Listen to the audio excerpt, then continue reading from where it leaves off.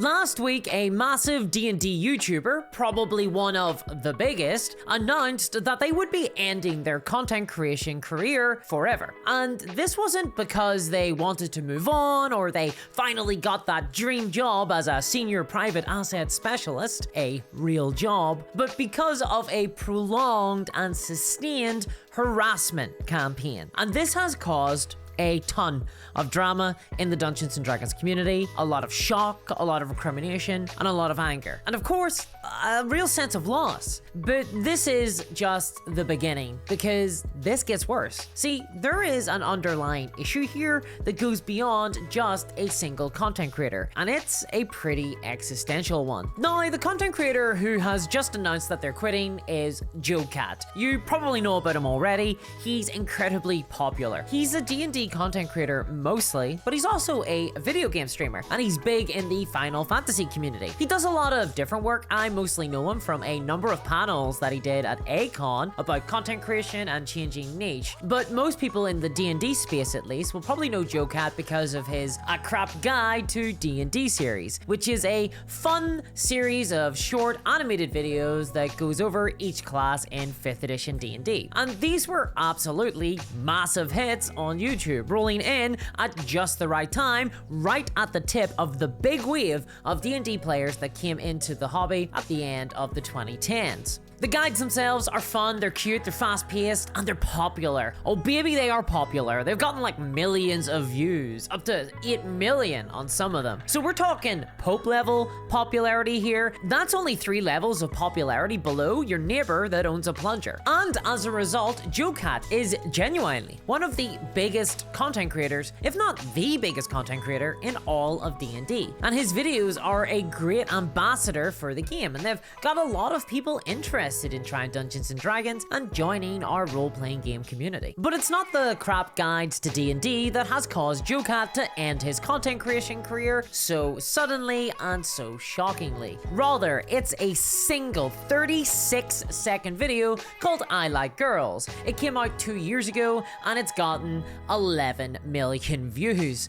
That's a lot of views. Now, the video is a cute little animated song where JoCat sings all about the different types of girls that he likes. Spoiler, it's all of them. In terms of content, it's basically a video about body positivity and heterosexuality, I guess. The song is a cover of an older one called I Like Boys by Lizzo. And look, okay, it's extremely earnest and it's very cutesy and it definitely has a vibe. It's not for everybody, but it's inoffensive and a lot of people really love it. And ultimately, it's a pretty ancillary piece of content against JoCat's larger work that consists of hundreds of videos. But all of that ended when the internet arrived, which is pretty much how most horror stories seem to start these days. And because of the internet, JoCat is now leaving content creation forever. He tweeted this last week, quote, "If this is what it takes to be a content creator online, I don't think I'm cut out for it." He then linked to an online letter explaining what he's talking about, basically saying that he's quitting content creation for good. In this letter, he actually goes into the context of the I Like Girls video and how it was originally based on a spur-of-the-moment silly song that he sang during a live stream, and that his friends liked the song, they thought it was funny, and they encouraged him to put it out as a separate animated video on his channel. He talks about how his audience actually really enjoyed the video and they really liked his goofy little song. But then he mentions how the video went viral and has left his original audience. And since then, he has received doxing attempts, mockery, and threats of violence towards him and his family, all over a single 30-second video. But before we get into that, I just want to talk first about today's sponsor, Aura, because your information is online. And it's really valuable. There's an entire industry of data brokers who are getting rich by selling your information to robocallers and spammers. Your personal data, like your phone number or where you live, is being exploited for profit, and it's resulting in a lot of private information becoming public, and also constant spam phone calls. But just like John Connor and the Resistance, today's sponsor Aura is leading the fight against these data brokers and their spam call robopals. profiles. Aura do this by identifying all your data online and getting rid of it. See, data brokers have an Achilles heel. They are legally required to remove your information from their lists if they're explicitly asked to do so. But they're canny buggers, and they make it a real challenge to find out who they are, where they are, what details they have on you, and how to get rid of it. But Aura specialize in finding out all of those details and making sure that your info is private. So let Aura protect you and your family from online threats you can't see. It's really easy to set up, and you don't have to download a bunch of different apps. You'll get features like a password manager, antivirus, VPN, credit monitoring, and data broker removal, all at one affordable price, all rolled into one. So prevent your exploitation. Go to aura.com/dungeons to start your 2-week free trial, linked in the description below. Thanks for sponsoring today's video, Aura. Now, in his tweets, JoCat says that a lot of the harassment that he received took place on Twitter, but it also spilled over into the non-digital world, with suspicious packages being sent to his family, which is obviously totally unacceptable and criminal. But I think that what's really sad about this is that JoCat, in his letter, is really apologetic about having created his video, I Like Girls. He says, quote, "Sorry for causing so much trouble," which, come on, this isn't his fault at all, and he's apologizing for it. Okay, I feel really bad for JoCat here, and before we go any further, I think we just need to deal with the video I Like Girls and just set the record straight. So I'm gonna say it. There is nothing wrong with I Like Girls. And as far as I can tell from all my exposure on the internet, there seems to be two main groups of people that seem to have an actual problem with it. So the first group I've seen claim that the video is misogynistic in some way. And to be honest, I think they're just wrong. I Like Girls doesn't objectify women, no more than the I Like Boys song by Lizzo objectifies men. And to be honest, at the very least, I think that it's a lot less misogynistic than almost every single song that AC/DC have ever done, or even just the opening 3 chords of a Steel Panthers song. It's not a big deal. It's not a problematic video at all. In fact, quite the opposite. I think that I Like Girls is really an earnest, wholesome video expressing an attraction towards a diverse variety of women in a pretty inoffensive way. It's just done in a disarming manner that I think a lot of people aren't used to. Then we get to the second group of people who seem to have an issue with the video, and their problem is that, in their opinion, the video is cringe. Okay, so thinking something is cringe is not in and of itself a problem. The song is very earnest, it's very cutesy, and that can make some people uncomfortable. And I think that any emotional responses to media, content, or whatever is fine. Emotions are emotions. We can't control them. But I'm gonna be honest here. If someone watches this video and feels like it's cringe, and their response isn't to just move on with their life, then that's a problem. And there seems to be a few specific people out there that think that because something is cringe to them, it therefore is wrong in some way. And in this case, their response was to harass someone so badly that they've made that person quit their job creating great content forever. I mean, there is a right and a wrong here, and the right side is not the one sending suspicious packages to people's houses. This is We Live in a Society 101 here. This is a 30-second video that can be turned off.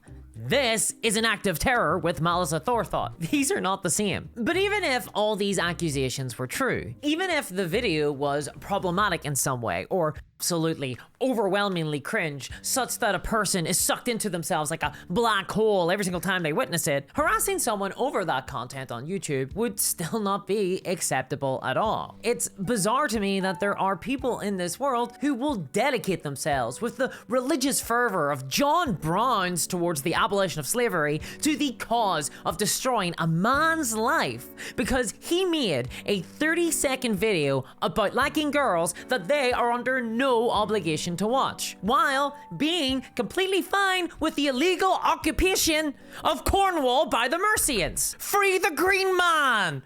Come on! This goes out to my Cornish brothers and sisters. Solidarity. Red sis, red, Colonel Lemon. Come on, we need to get our priorities straight here. Unfortunately though, this is where things get even worse because I don't think that JoCat is going to be the last content creator in the D&D space to feel so harassed that they want to just quit content creation entirely. The really sad truth is that this feels like something that every single creator needs to deal with to some extent. Now, obviously, JoCat has had it exceptionally hard, and behavior towards him has really been beyond the pale. But having spoken to a lot of content creators myself and being friendly with quite a few of them, to me, it really feels like when a content creator blows up past a certain level of popularity, they suddenly have this massive target on their back. Now, obviously, I'm much smaller than JoCat. I have a way smaller community. But you know, I'm something of a content creator myself. And even I get a ton of hate. I know, you can't believe it. I have so many milquetoast views. I'm lovable to y'all. I mean, who could hate my sardonic Irish charm? But even I get hate mail. I get weird DMs. I get emails and strange hate accounts that follow me across platforms to spam me with messages. And I get a lot of nasty comments. Now, admittedly, my work is opinion-based, and people are going to disagree with those opinions. And I do criticize a lot of decisions made by corporations that have entire departments dedicated to creating pretty intense parasocial relationships with big communities of people. And I do like to run my mouth a little bit, so I kind of ask for it a little bit. But disagreeing with my points, or like not even the points I make in videos, but just the titles of those videos, often translates into hate that is focused on things like my appearance or my voice and assumptions about me as a person too. It's really weird. For some reason, criticism online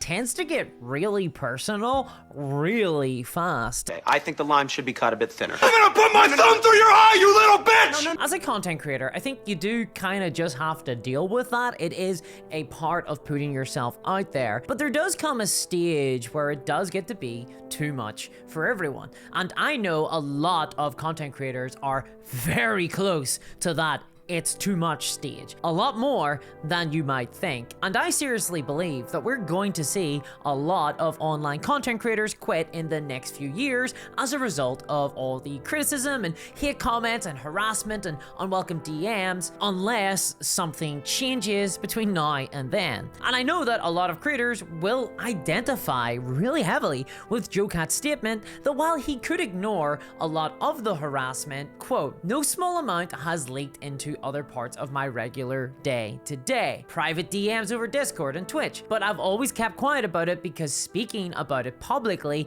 defending myself, any reaction to it would just encourage more. And sadly, that is really true. Reacting to trolls and hate seems to just simply encourage more of it. Me mentioning my own experience here in this video makes me worried that I'm going to get more of it too. It really feels like sometimes that as a creator, you're in this no-win situation. You get all this hate and criticism, but there's nothing you can really do about it. You can't talk about it because it'll only get worse. And I think that's something shared across the content creation space. My favorite content creator, one of the ones that has been the most impactful on me, was the video game critic Total Biscuit.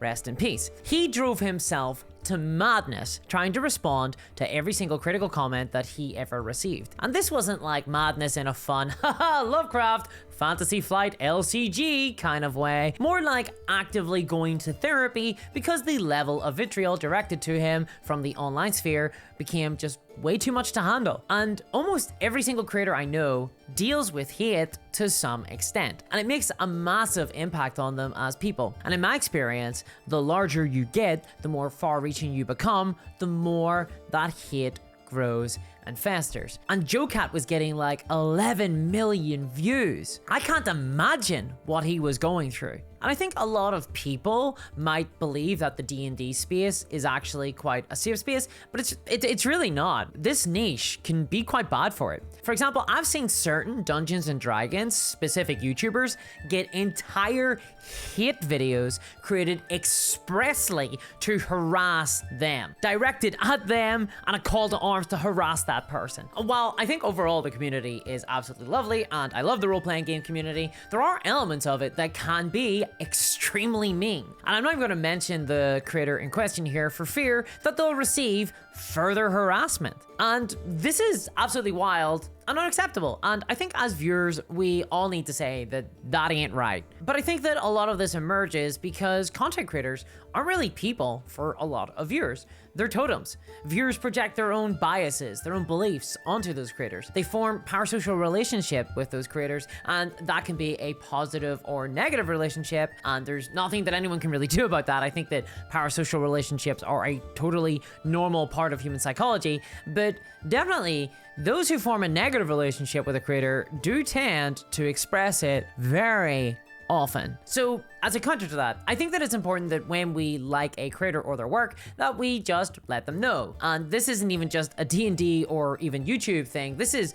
all content creation. Support your favorite creators. Help balance out all that hate. Obviously, there's financial support like Patreon, but even things like leaving comments or likes, subscriptions, saying thanks, or engaging earnestly with content in a polite way, all those little things, they go a long way. I think we need to encourage a culture of that kind of feedback because not every content creator is like me and has ties to violent paramilitary organizations that will hunt down online critics and break their knees. They haven't gone away, you know, Astro Lover 89. But in the meantime, I think that at the very least, we really need better moderation systems for social media because, dear God, half my videos are just my response to unhinged takes about Critical Role that I find on Twitter. And I really would prefer to do less of those videos, please, especially because half the comments on those videos haven't watched the actual video and just assume that I'm making the unhinged take because of the title of the video. It's like a wheel of pain that I've created for myself. But hey, if you want to see one of those videos, click here. And if you want to support my work, then subscribe to the channel or check out my Patreon at patreon.com/discourseminis. And I want to give a massive thanks to my patrons, especially CryptoKev, Novany, and Travis Hunter. And I hope you all have a very happy 2024. Hopefully, it's a lot kinder. We'll miss you, JoCat. Bye-bye.